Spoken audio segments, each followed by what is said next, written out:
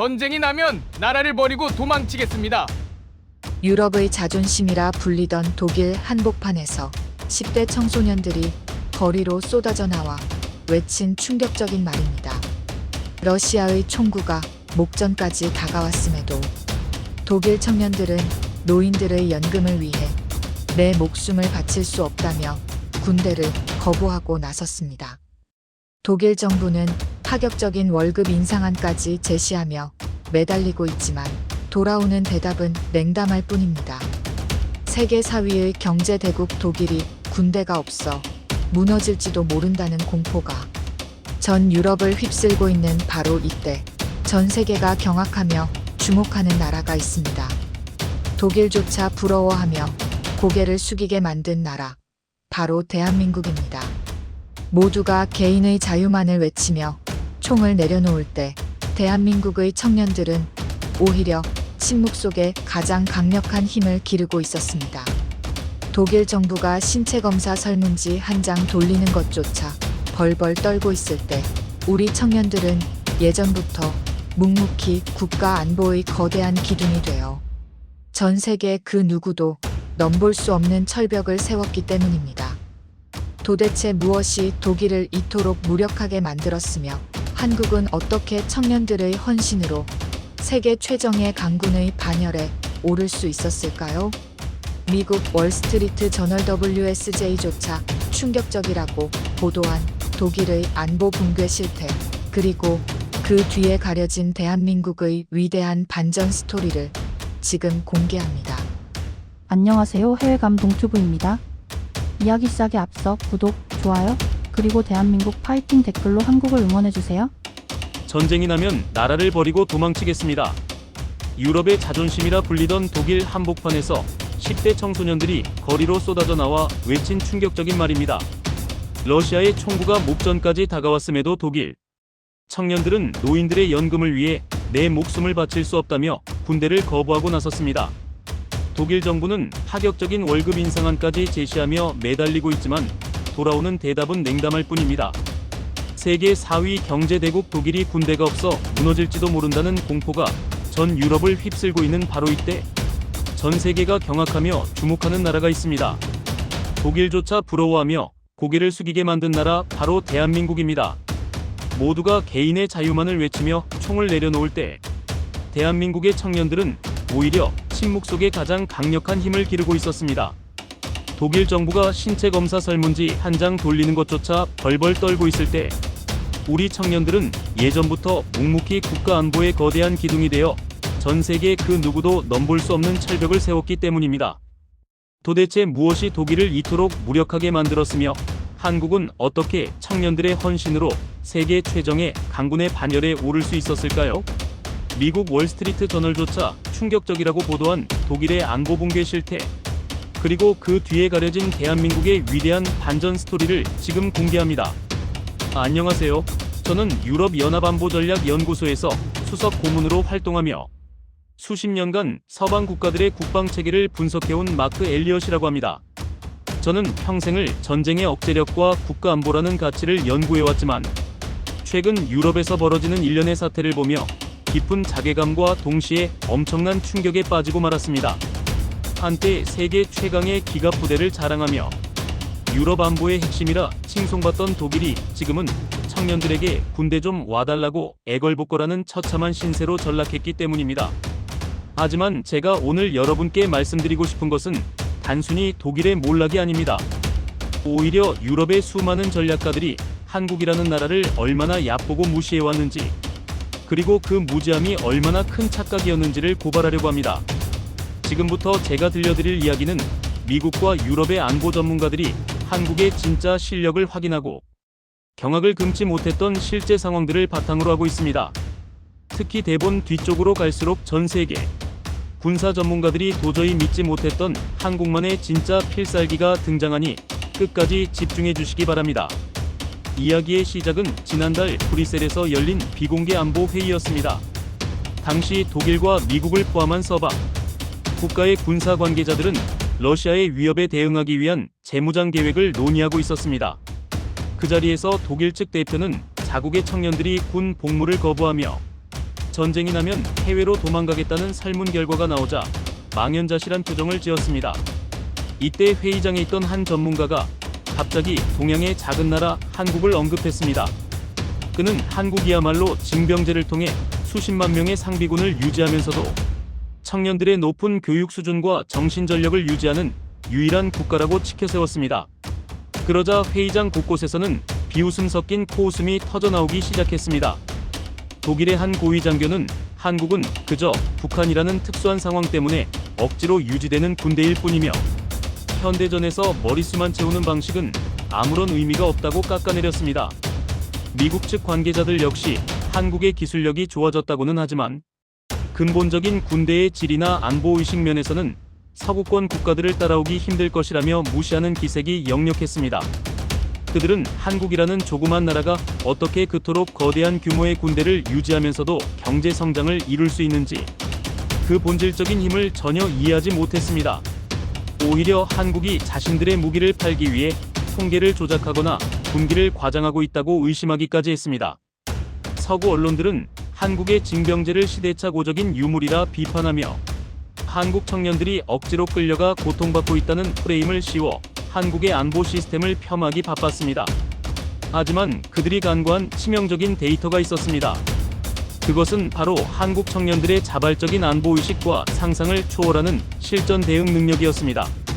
회의가 무르익을 무렵 저는 제가 직접 입수한 한국군의 실제 훈련 데이터와 가동률 지표를 화면에 띄웠습니다.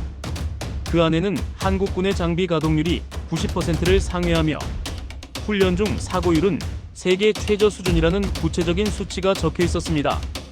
특히 한국 청년들이 입대 후 단 몇 개월 만에 고도로 정밀한 유도, 무기와 첨단 장비를 능숙하게 다루게 된다는 통계가 나오자 장내에는 일순간 정적이 흘렀습니다. 독일 관계자들은 처음에는 이 데이터가 조작된 것이라며 강하게 부정했습니다. 어떻게 평범한 대학생이었던 청년들이 입대하자마자 이런 괴물 같은 효율을 낼 수 있느냐며 시스템 오류를 의심했습니다. 하지만 재확인 절차를 거친 결과 그것은 명백한 사실로 드러났습니다. 서방 전문가들이 가장 경악했던 부분은 한국의 예비군 동원 속도였습니다. 전쟁이 발발했을 때 수백만 명의 예비군이 단 며칠 만에 완전 무장을 갖추고 전선으로 투입될 수 있다는 수치는 독일이나 미국으로서는 꿈도 꿀 수 없는 신의 영역이었기 때문입니다. 독일이 10,000명의 신병을 모으기 위해 수조 원을 쏟아붓고도 실패하는 동안 한국은 이미 수천 년 역사 속에서 다져진 특유의 공동체 의식과 안보 철학으로 거대한 성벽을 쌓아두고 있었습니다. 하지만 이것은 시작일 뿐입니다. 서방 국가들이 한국을 무시하며 얕봤던 진짜 이유는 따로 있었습니다. 그들은 한국이 숨기고 있는 진짜 비장의 무기가 무엇인지 꿈에도 모르고 있었기 때문입니다. 전 세계가 한국의 징병제를 비웃을 때 한국은 이미 전 세계 어느 나라도 도달하지 못한 차세대 안보 패러다임을 완성해가고 있었습니다. 독일 청년들이 전쟁터에서 죽느니 점령군 아래에서 살겠다고 외칠 때 한국의 청년들은 보이지 않는 곳에서 조용히 미래의 전쟁을 준비하고 있었습니다. 이제부터 제가 공개할 내용은 독일과 미국이 한국을 향해 고개를 숙일 수밖에 없게 만든 결정적인 증거들입니다. 독일 관계자들이 한국의 데이터를 보며 조작이라고 소리를 지르던 그 순간 회의장 내부에 설치된 거대 스크린에는 더욱 믿기 힘든 구체적인 지표들이 쏟아져 나오기 시작했습니다. 제가 제시한 자료는 단순한 병력 숫자가 아니라 한국의 젊은이들이 군대라는 조직 안에서 보여주는 비현실적인 정신전력과 장비, 숙련도에 관한 정밀 보고서였습니다. 사실 독일을 포함한 유럽의 군사 강국들은 현대 전쟁에서 가장 중요한 것은 최첨단 무기 체계일 뿐 병사 개개인의 정신력이나 복무 의지는 구시대적인 유물이라며 한국의 방식을 철저히 무시해왔습니다. 하지만 화면에 띄워진 한국군의 실전 사격, 명중률과 장비 가동률 수치를 확인하는 순간 미국 전문가들의 눈동자가 급격히 흔들리기 시작했습니다. 한국의 주력 전차와 자주포 부대는 훈련 시 상시 98% 이상의 명중률을 기록하고 있었는데 이는 숙련된 직업 군인들로 구성된 독일의 정예 부대조차 도달하기 힘든 경이로운 수치였기 때문입니다. 미국 측 전략 분석관은 믿을 수 없다는 표정으로 안경을 고쳤으며 한국군의 데이터 산출 방식에 근본적인 오류가 있는 것이 아니냐고 따져 물었습니다. 그는 미국이 자랑하는 세계 최고의 교육 시스템을 거친 병사들도 한국 청년들처럼 단기간에 복무하며 이런 정밀한 타격 능력을 갖추는 것은 불가능에 가깝다고 단언했습니다. 특히 독일의 국방부 관계자는 한국이라는 나라가 청년들을 강제로 동원하여 숫자를 채우는데 급급한 나머지 실제 전투력은 형편없을 것이라며 한국의 안보 시스템을 끝까지 폄하하려 애썼습니다. 그들은 한국 청년들이 군대 안에서 겪는 엄격한 군기와 절제된 생활을 구속과 억압으로만 치부하며 그것이 실제 전쟁 상황에서 어떤 파괴력을 발휘할지 전혀 깨닫지 못하고 있었습니다. 오히려 조그만 나라 주제에 어떻게 미국조차 압도하는 효율성을 낼 수 있느냐며 한국의 성과를 깎아내리기에 바빴습니다. 저는 회의장의 냉랭한 분위기 속에서 두 번째 데이터를 공개했습니다. 그것은 바로 한국군 특유의 정신, 전력과 병역의 의무에 대한 청년들의 실질적인 태도였습니다. 독일은 현재 자국 청년들의 군대 기피 현상으로 인해 신병 모집 목표치의 30%도 채우지 못해 국가 안보 자체가 붕괴될 위기에 처해 있습니다. 반면 한국은 전체 인구 대비 상비군 비율이 세계 최고 수준임에도 불구하고 입대하는 청년들의 지적 수준과 기술, 습득 속도가 전 세계 어느 나라보다도 압도적으로 높았습니다. 데이터에 따르면 한국군 장병의 90% 이상이 대학 재학 이상의 고학력자로 구성되어 있으며 이들은 복잡한 군사 알고리즘과 첨단 안보 시스템을 단 몇 주 만에 완벽히 이해하고 운용하고 있었습니다. 독일 관계자들은 이 대목에서 다시 한번 시스템 오류를 주장하며 한국이 가짜 데이터를 생성해 전 세계를 기만하고 있다고 주장했습니다. 하지만 미국 국방부 소속의 한 고위 장교가 한국 현지에서 직접 참관했던 연합훈련 영상을 공유하자 회의장은 순식간에 찬물을 끼얹은 듯 조용해졌습니다. 영상 속 한국 청년들은 혹한의 날씨 속에서도 한치의 흐트러짐 없는 군기를 보여주며 실전과 다름없는 전쟁 연습을 완벽하게 수행하고 있었습니다.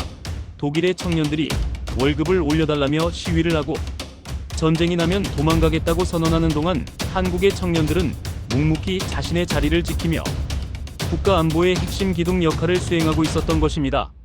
미국 장교는 한국군의 정신 전력 수치는 단순히 설문조사로 얻어진 것이 아니라 실제 훈련 현장에서 증명된 생존 본능과 애국심의 결합이라며 처음에는 자신들도 이 말도 안 되는 성능에 의구심을 가졌으나 현장에서 직접 확인한 뒤로는 한국을 아시아 안보의 유일한 희망으로 인정할 수밖에 없었다고 고백했습니다.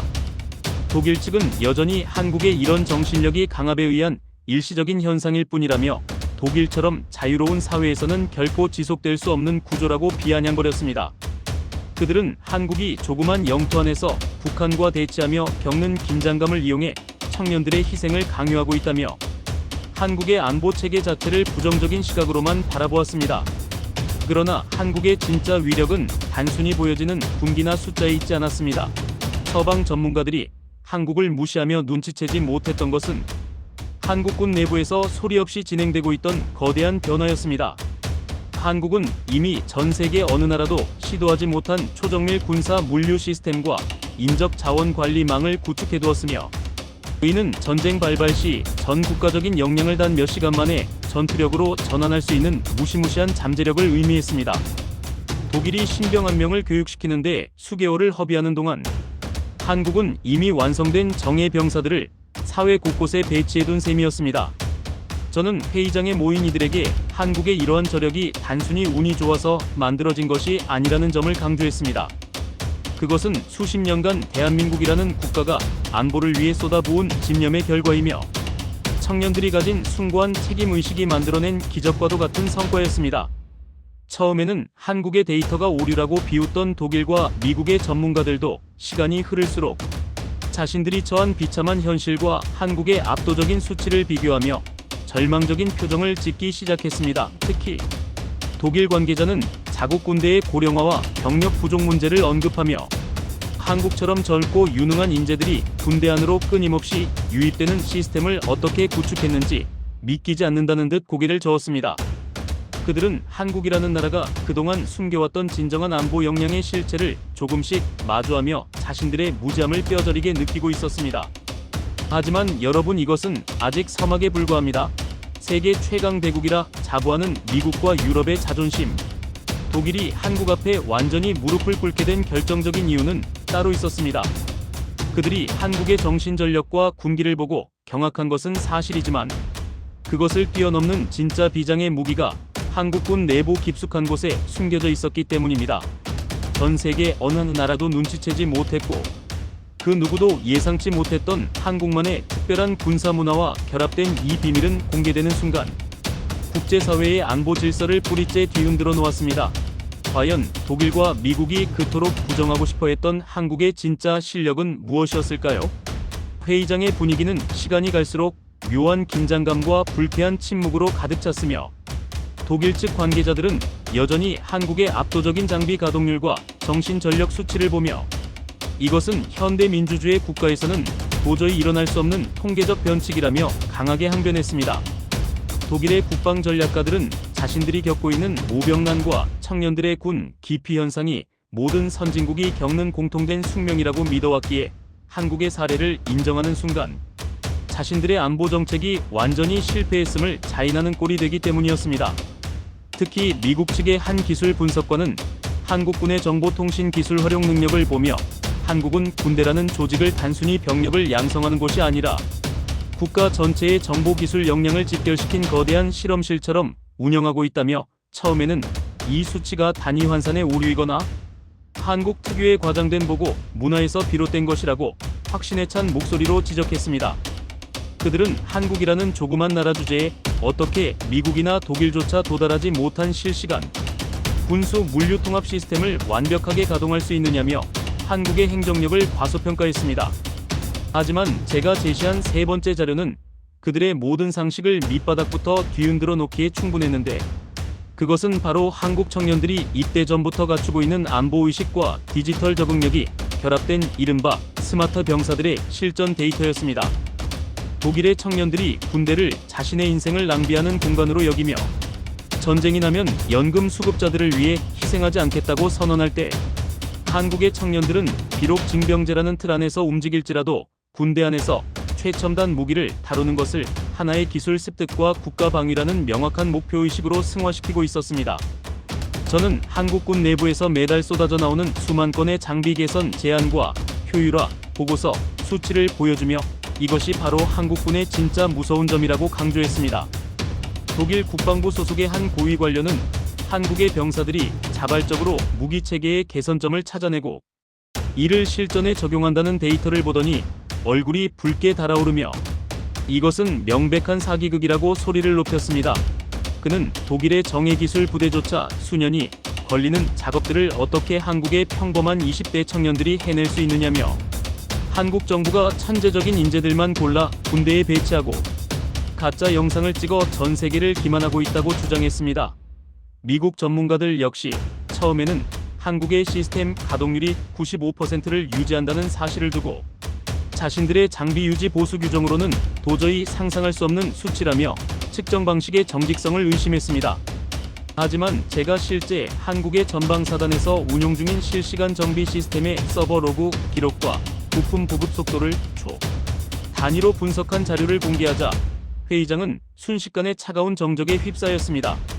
한국은 이미 전 세계 어느 나라도 시도하지 못한 전 국민 대상의 안보 자산 디지털화 작업을 마친 상태였으며 이는 전쟁이라는 극한 상황이 닥쳤을 때 누가 어떤 장비를 맡아야 하는지 그리고 그 장비를 어떻게 가장 효율적으로 운용할지를 인공지능이 실시간으로 배정하는 수준에 도달해 있었습니다.